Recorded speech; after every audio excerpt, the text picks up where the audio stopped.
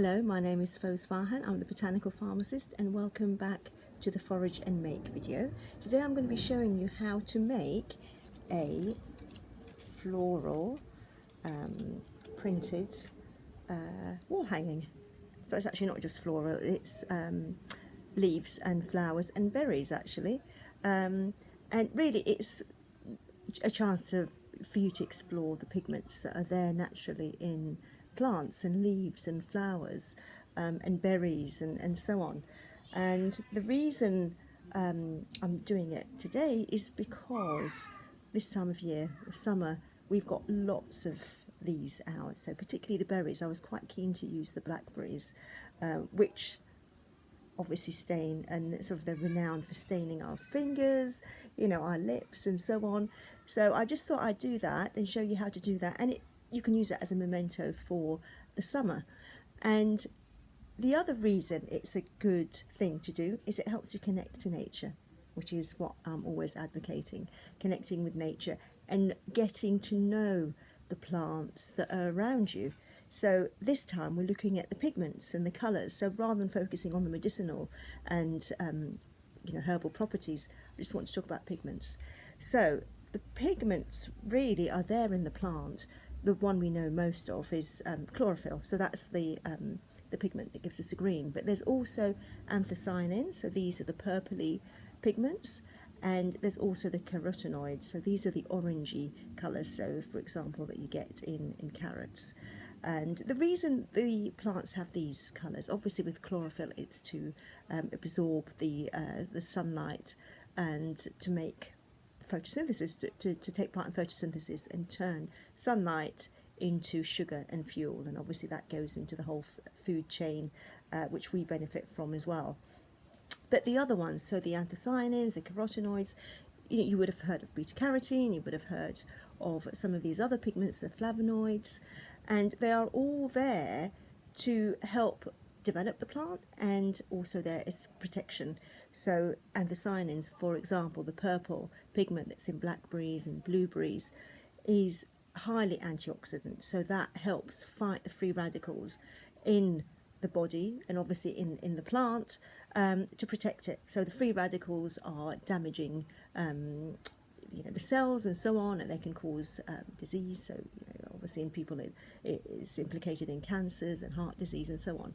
So the anthocyanins, these pigments, help protect the plant, and obviously when we eat it, helps protect us as well. The other thing with these pigments, obviously it fits into our most dominant sense, our sense of sight. So these colours, certain colours invokes different feelings in us. So for me in particular, I love green. That's my favourite colour. You've got your own favourite colour, but for me green gives me this sense of calm, and it's all obviously the principle behind forest bathing as well. It's being around greenery.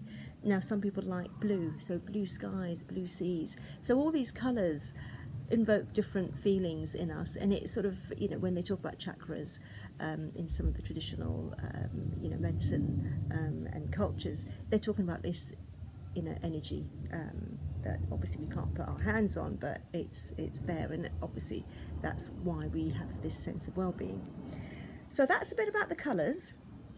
I'm going to show you how to do this. This is really rudimentary, as you can see, and I was experimenting with this a few days ago. And if you want to get into proper dyeing, there's some really good people out there. I'll put it on my link. So for example, I know Rebecca Desnos, I follow her on Instagram. She's great dyer, natural dyer, and she makes scarves, she makes dresses and so on using natural dyes. And obviously, as I said, if you want to get more into the dyeing process in terms of fixing the colour on there and using different fabrics, go to her. She's the expert. But today I'm just doing a simple wall hanging as a memento. These colours will fade with time. They'll probably fade, if you put them in the wash. You can put fixers on there if you want to, but as I said, this is really just connecting with nature, and it's just a memento.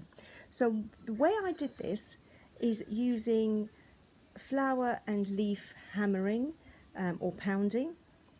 So I will show you how to do that. It's actually really, really simple. And I was surprised at how effective it was. So just to show you actually some of the things that I've done here. So you can see that's a rose leaf there. That's mallow. So I'll recreate those. This is mugwort. This is honeysuckle actually, and it hasn't come out. So again, it gives you a chance to connect with nature by looking at how these pigments transfer, how they release the pigments into cloth or paper. So the honeysuckle is a lovely, delicate yellow colour, but it's actually come out as a bit of a brown splodge. I also experimented with what did I use? I think I used rosemary. Again, that came out quite brown, whereas the actual rosemary is quite green in reality. So, oh, here it is. There you go. So that's the rosemary there. So, yeah, so it's a really good way of playing around. So this is how you're going to do it. So just get a piece of cloth. And I have got a selection of things here. So I've got mugwort here. So again, I've foraged them, just things that remind me of summer, really. So mugwort, traditionally used for women's health. But as I said, I'm not talking about the medicinal benefits at the moment, but again, it's something that's seasonal. Some petals, rose petals, calming. Again, I've talked about that previously. Very calming in tea, and the scent is very calming using aromatherapy. This is mallow. Isn't it beautiful? Really lovely, lovely colour. That's been used traditionally for coughs. You might find it in some of the cough medicines that you get in in herbal shops, and actually I think there is one in pharmacy, a branded one that uses mallow in there. And I've got sage here, sage leaf. So that's, again, it's a mixture of ones that look pretty but also smell lovely. So, and that scent will transfer onto the cloth as well, albeit temporarily. So sage is obviously associated with wisdom. It's also used traditionally for mouthwashes. So actually, if you've got some sage in the garden or in your herb pot, pound a bit, put it in water, soak it. I'd soak it overnight, and then use that as a mouthwash. It's very antimicrobial, and also it's very healing for the the mucous membranes in the mouth. Finally, blackberry. It's blackberry season at the moment. I've got this here. I'm not going to use this this time, but this is a green walnut. Now, if you're going to be using it, I did use it before. It's highly staining. It really stains, quite a dark, dark brown, black colour. So be aware that there are some things that don't look like they're going to produce that pigment or that colour, but they do. So, right, so I am going to take, oh yeah, and then finally herb Robert, which is a weed that's found growing in between cracks in pavements. I've just picked that out in the garden. A traditional name for it is stinky bob. It is quite stinky. I actually quite like the smell, but anyway, it is quite stinky. And again, it's been used for mouthwashes, but it's got various other uses as well. But anyway, you can look into that in your own time. So what you'll be doing now, if you're going to be trying this at home, is connecting with nature by finding out about the plants that you want to pick. So what attracts you to it? Is it the colour? Is it the leaf shape? Is it the flower colour? And then just read up about it, find out what it is, and just look at some of the traditional uses that would have been used. So I've tried this before. Even though it's red, it actually comes out green. So what I will do is I will place some of these on this. I'll just show you here. So a bit of cloth there. So you just arrange them how you want, really. You can do a mandala, so you can do it in a circle and put another layer of cloth on top and then pound it that way. I'm doing it so that actually I'm folding over, so it's almost like a mirror image. So I'm using the whole cloth. So I will also put some rose petals here.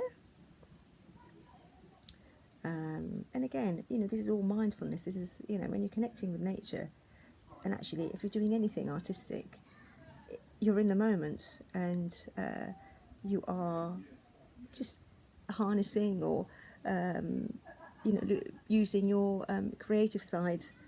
I think it's the right side rather than the left side. I'm pointing to the wrong side. And then I've got sage there. What else was I? Oh, I was going to use some mugwort, only because the leaf is lovely. It's a really lovely shape, and also the colour comes out very, very well. So I will do that. And then finally I will splodge a bit of blackberry, because this time of year is not enough without having blackberry involved in any nature creation. So got them all here. I will now, so I've put it on a wooden board, chopping board, and I'm just folding this over very carefully so they don't move out of place, so they're in the position that I want them in. Okay, so like that. And then here's the fun bit, which is pounding. You can use a hammer. I'm using this, I'm trying to be natural, so I'm using a wooden rolling pin and obviously a wooden chopping board. Now it is a bit noisy, but I will go through this.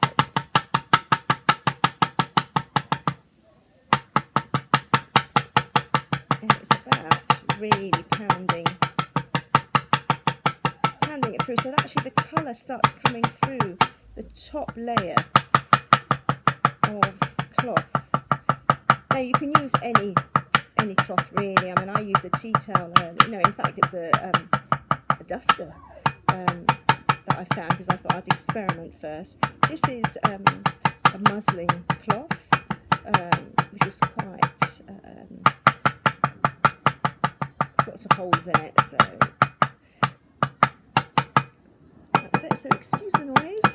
I talk about mindfulness, but actually no, it's all part of it, isn't it? It's connecting. If there's any frustrations, it's a very good way of releasing that. So any fight or flight,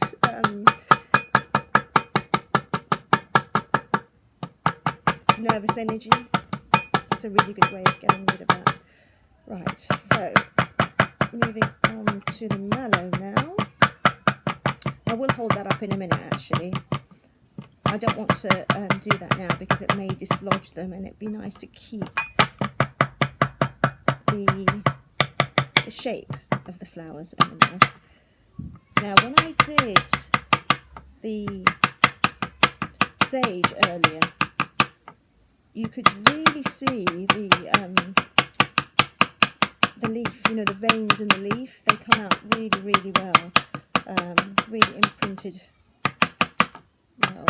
And also the colour comes out as you would imagine. As I said, there are sometimes some of these leaves look a certain colour, but when you pound them, a different pigment comes out. The other thing you need to be aware of with pigments is obviously they oxidise, so once they are come into contact with air, they change as well. I think one of the indigo is a really renowned one where it changes colour as it oxidises. Right, okay, nearly done now.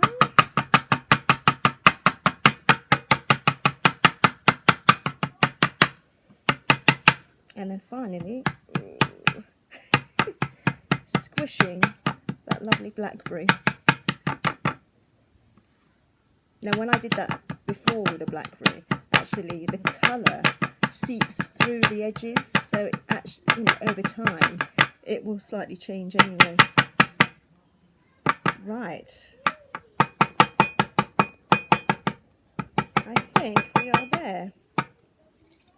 You can take your time doing this, and you may want to do it, as I said, you know, use all the same plants. So, you know, if you wanted to, you could just do that in one, or this. So you can play around with it. So, right, so you can see here, I've pounded it, and it's actually come through. You can see that. So I will now open it up gently. lovely. Right, I will hold it up. I'm not sure you can see it from here.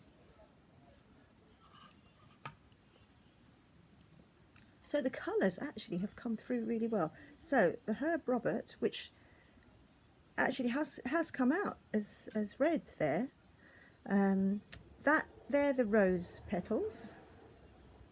So let's take those off. The 3 rose petals. This is the sage.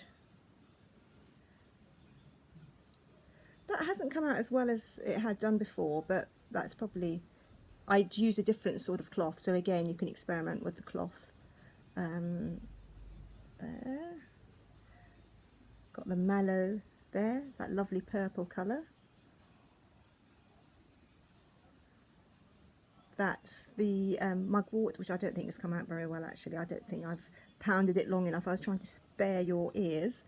And then obviously finally the blackberry. So I will scrape these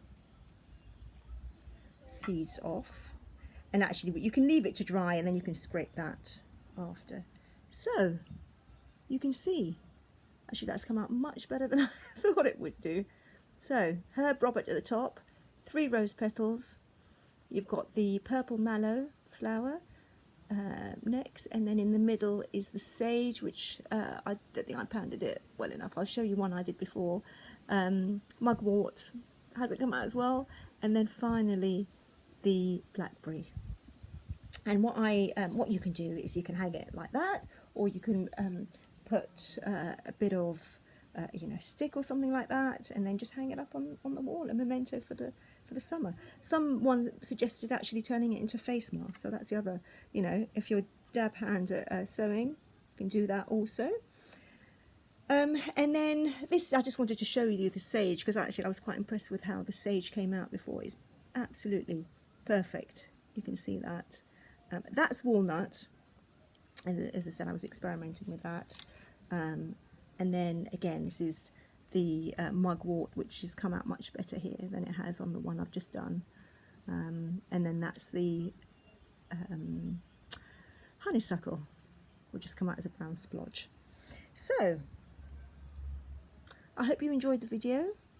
Please go out, forage the things that remind you of summer or that mean something to you, and I would love to hear your how you got on, and also see your creations as well. So please tag me with that, you know, the Botanical Pharmacist, and I can have a look and I can share that as well. That's great.